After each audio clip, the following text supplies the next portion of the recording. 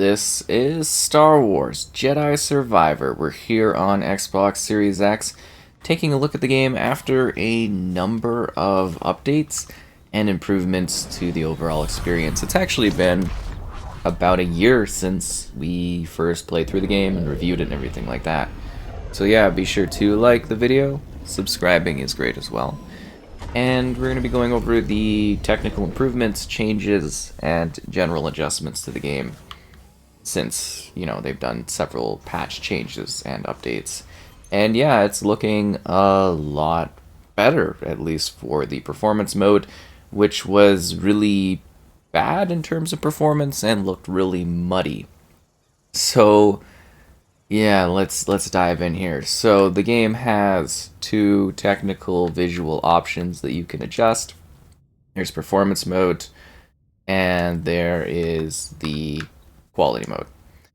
So we're going to put on quality mode, and you can adjust the FOV if you want to do that.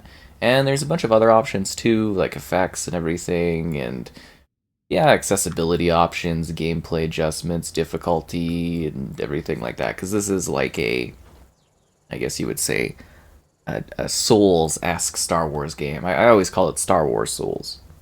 So for the quality mode, things are about the same. So we've got the ray tracing, which does make quite a big difference in terms of like the world's quality, how it looks, the way the softer look of the lighting and whatnot. And then there is the fact that this is 30 FPS. So it is. This one is a bit of a weird one. So the game uses FSR2, which is the AMD Super Fidelity, and FSR isn't really great. I think we've been seeing time and time again that it's not a great thing, but it's what we're stuck with on consoles to achieve higher resolutions and stuff like that, because it's a scaling technology. So what they're doing is it's like a dynamic sub 1440p that is scaled to 4K using this sort of thing. Can I pet this creature? I'm actually kind of curious. Can I pet this thing? Oh yeah, that's what I'm talking about.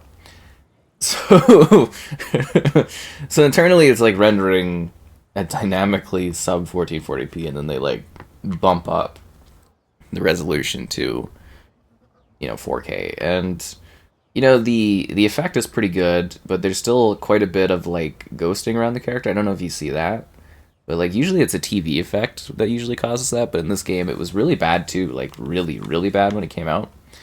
But yeah, in this mode it does look like the fidelity looks a lot better. It's not like clear, if that makes sense. Like it's not a crystal clear like actual what you'd get with a 4K image, especially with FSR, but and especially since it's upscaling from such a lower resolution bounds, but it still looks good. It's still pretty quality, but I mean 30 FPS when you're doing like an action game where you're jumping around with a lightsaber and stuff, not the greatest way to go in my opinion, but the option is there, so the option is there for you. Now I do want to mention, in the past, there has been some issues where like the game's world doesn't quite work properly when you shift between quality and performance mode, so sometimes you gotta give it a sec, or sometimes you gotta restart the game if there's any weird things when you're switching between the two, just so you are aware, as that was kind of a thing. So there you go. Performance mode is a much lower resolution, so it's like sub 1080p, sub 720 or 1080p, but it's like a lot higher bounds than it was when we first checked this out back in the day when it launched, right? Like the picture quality is unbelievably better, which sounds weird, but because it's not that much higher, like we're really just probably getting a couple 100p of an upgrade, but it makes such a big difference for this game. And then on top of that, we're getting 60 FPS, and it does actually seem to be a smooth 60 FPS. I didn't really notice any sort of issues when I was sitting there kind of streaming through this and playing it and kind of, diving into it again, if that makes sense.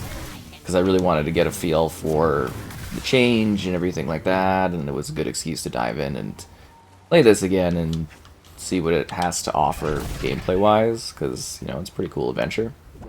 But yeah, there was definitely...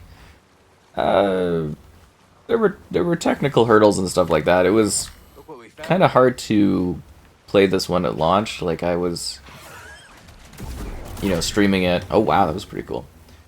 Streamed the whole game when it actually came out, and we did that on the channel. It was like 3 parts, and it was pretty hardcore because, you know, it was a Star Wars Dark Souls kind of game, so it was a bit challenging. There's also Dolby Atmos support. There's HDR support. This mode does not have the ray tracing, so that was a big part of how they were able to achieve the smoother frame rate, it looks like, was to just drop the ray tracing, which I think kind of makes an immediate impact in the way the game looks. So, yeah, that's kind of how that's going. Let's dive in and talk about the game in general. That poor thing's arm! You always gotta lose Skywalker, these poor Wampa-like creatures, am I right? Yeah, so this game is a sequel, if you're not familiar with that. There is a Fallen Order, which is the first entry in the series, and I would recommend playing that one first. I think from a story perspective, you do get a more complete narrative if you actually play them in order. I think that's kind of the better way to go about it, personally, in my opinion. You can choose to skip it, but you're getting a lot more out of the experience if you do actually sit there and play both of them. And this game does have a really nice recap if you never played that first one, so you're more easily able to get a feel for what the original game did and what it offered, like story-wise and whatnot. As there's, like, you know, there's characters. It's 1, 2, and then there's going to be a third one down the road as well. Obviously, because you don't just do 2 games in a series, right? Unless there's like a big sales issue or something like that. So yeah, there'll be another one following this that kind of like caps off the trilogy of games they set up. It's just from a story perspective, it does make a big difference when you're going from 1 to 2, because you really do get a stronger connection to the characters. But I think you can jump into this one with the recap just fine, and you can have a good time with it, and you can really get into the narrative and really get into the characters and the worlds that you get to visit. I mean, it's a Star Wars game, right? It's a little different because it's a Souls-like, but it's a Star Wars game true and true in terms of how the characters act, and, you know, it is a little more mature in the sense that, you know, the stakes are a little bit crazier, and that makes it feel a little bit better to play from someone that wants something a little bit more hardcore out of Star Wars. But it's still, like, I easily think any type of audience could play this game, and, you know, outside of the realms of being able to handle the Dark Souls mechanics, but it's not like this is some sort of dark, sort of hardcore, edgy Star Wars take. It's not. It's just got a little bit more of a serious setup, as this is, you know, it's part of the era of Star Wars where the Jedi are all dead, you know, past the prequel part, and they're being hunted, and your character was closed off for the Force, and in the sequel, you've gone from being someone that was closed off the Force to someone that is, once again, confident in their abilities as a Force user, becoming a Jedi again, or at least embracing the Force. And I think that in itself was really quite cool, seeing the character development between the entries to someone that is, you know, of the Force and by the Force and all that. It was kind of nice. And just the characters are a lot of fun too. Just the weird little things you get to meet. It's such a Star Wars game. And you've got, like, Cal here. So Cal's the main character of this experience. And Cal has matured. And then Cal's got BD there. That's right, man. The assistant little robot that will carve things for you, open stuff, scan things. It's kind of an assist unit. And is kind of a fun little buddy. They have good laughs, and then, Might not be a bad call. you know, there's other characters you meet along the way, other individuals. There's a little bit of a romance line too and stuff, which is a fun little subplot. Well, I don't know if I'd call this subplot, but there is a fun story going on with him and this lady who's a bit powerful and a bit interesting. we're gonna tame this using the Force. It seems like That's cheating. a good boggling. It's a good boggling. So did we actually tame? Where did it go? Is it a Force user too? I think I could like use the Force to slow this down to get into this area. Although I don't specifically know. Actually, am I supposed to? I think I'm supposed to like attach that to like this thing, right? I digress. Cal is on this journey and things have changed. He's kind of a little lonely, and that's the basis of the starting point for this one. And then from there, you go on kind of building up a crew and going on another adventure, and you dive into some of the deeper stuff. And then once again, we're kind of getting into this era where it's these new shoehorned like Disney concepts like the High Republic and stuff, which I guess a lot of people like. I'm just not too intrigued into getting into that kind of stuff, but you know, the High Republic is a big part of this somehow, even though it's like a completely different era. I guess remnants of that sort of thing, and it dives more into Star Wars lore and things that are set up for the Disney stuff. But it's got a lot of prequel fan service, like all Star Wars properties do these days. We got like remnants of the droids. We've got stormtroopers and maybe some other little surprises here or there that you can see along the way. Where do I put this into to please this kind of thing? This is weird. Yeah, I don't really see an attachment quota thing. And I can't use the Force to calm that down. That's odd. But the gameplay, a lot of it is structured from a Souls perspective, where you're kind of going in, and you are moving through an area, and then you are, once you've completed that area, able to like open up new traversal routes. So if you want to revisit the place, you can gather a lot of resources and materials. The game itself largely takes place within this one planet, Koba, is where the majority of your stuff happens. There's all these different sections and segments and things that go on in it. But there's a greater galaxy map with a few different planets, like Coruscant and Jeddah and some other little places and stuff along the way that you can visit. But those areas, they're not quite as vast. Like Jeddah is pretty large, but this is like your big area where you spend most of your time. So this is a game where there are lots of side missions. That was a waste. And side activities that you can dive into and do. So this is like, it's quite a post-game area, honestly, that I'm doing and I'm in right now, where it's mostly about progression and doing some puzzle solving, fighting the odd creature, trying to explore, looking for lost hidden secrets to buff up my character, fighting the odd thing. That's really the basis of this, is just, you know, I've kind of finished everything from a narrative perspective. I could go do New Game Plus, but what I'm aiming to do is just kind of gather other items and explore and have some fun doing so, which is kind of cool. How am I going to get out of this area? That is intriguing. Because a lot of this is puzzle solving. Like, do I even need to... Oh, I know. I know exactly what I'm doing. You need to come through the gate thing, and that's... Yeah, we're supposed to, like, let this creature in so that we can use the creature over here. Is that the idea here? Okay, that's funny.